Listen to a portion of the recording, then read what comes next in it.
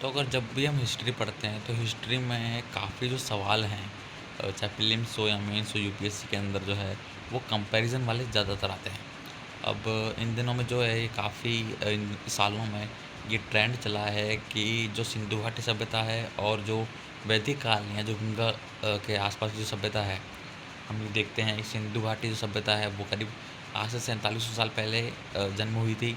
And जो गंगा के आसपास जो सभ्यता है जिसे हम वैदिक काल के नाम से भी जानते हैं वो करीब करीब 3500 साल के आसपास या 3000 साल के आसपास जन्म लिया। तो इनमें काफ़ी डिफरेंस पूछता है कि इनमें क्या डिफरेंस था, कैसे सिविलाइज्ड हुआ है ये।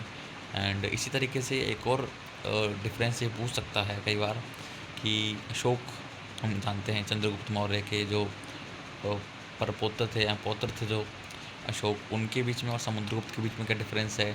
एंड राजेंद्र चोल, ये 3 जो राजा हैं ये चक्रवर्ती राजा थे, यानी इन्होंने पूरे भारत पर राज्य किया और काफ़ी अभियान चलाए। तो ये काफ़ी सक्सेसफुल राजा थे। तो ये पूछ सकता है मुग़ल काल और ब्रिटिश काल के बीच में। तो जो काफ़ी ये जो कंपैरिज़न वाले हैं तो ये यूपीएससी के फेवरेट टॉपिक्स हैं।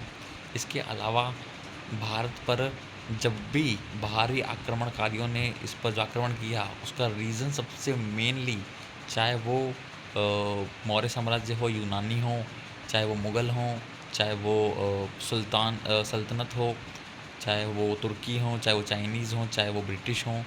एक रीज़न ये था कि भारत पर जब भी राज किया गया तब भारत कमज़ोर था, क्योंकि भारत पर एक छत्र जो है किसी का भी राज नहीं था। तभी लोगों ने इस पर राज किया, यानी बँटे हुए थे शासक।